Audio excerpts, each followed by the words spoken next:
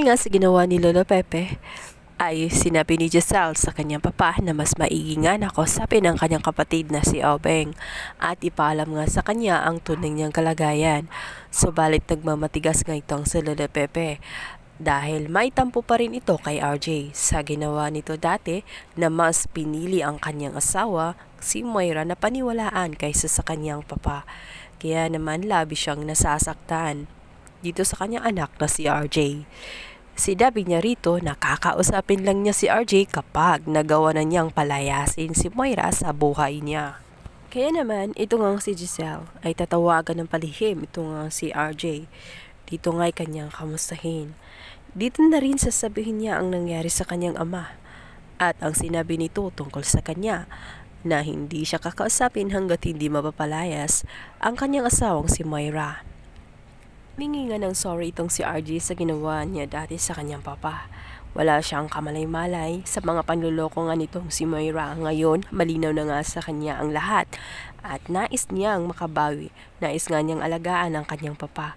At pagkakataon na nga niya dahil wala na si Moira sa kanyang buhay. Sinabi niya dito na bukas ang kanyang bahay anumang oras para sa kanila kung gusto nilang umuwi na nga ng Pilipinas. Samantala, napansin nga ni Lynette ang kanyang anak na tela hindi pa ito natutulog gabing-gabi na.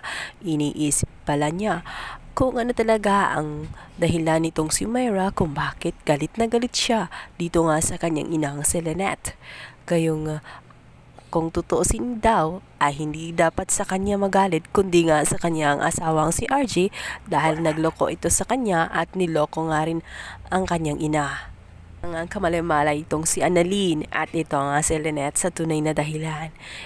Ay sila nga talaga ang tunay na dahilan sapagkat alam ni Moira na wala siyang magiging karapatan sa oras na malbubunyag na nga ang katotohanan na ito nga si Annalyn ang nag-iisang tanyag at ito nga si Zoe ay hindi anak ni Robert. Yun ang malaking galit na hindi na niya matatanggap sa buong buhay niya na tuluyan ngang mawawasak ang kanyang pamilya dahil na rin sa kanyang kagagawan. Kung nga niya si Robert ng napakahabang panahon, pinaasa niya ito at sinabing kanyang anak ito nga si Zoe. Subalit ngayon nalaman na at nabisto na nga siya ni RJ na ang katotohanan ay hindi na pala talaga niya anak itong si Zoe.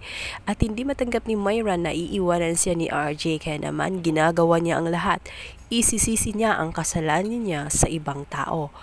Yan naman kung isa ka rin sa naghahangad na sana nga malaman na nga ni RJ ang matagal ng kasinungalingan nitong si Moira at ang katotohanan tungkol kay Zoe, ay huwag mo kalimutang mag-like dito sa video na to at abangan ng mga next episode. Thank you so much for watching. Please don't forget to like and subscribe.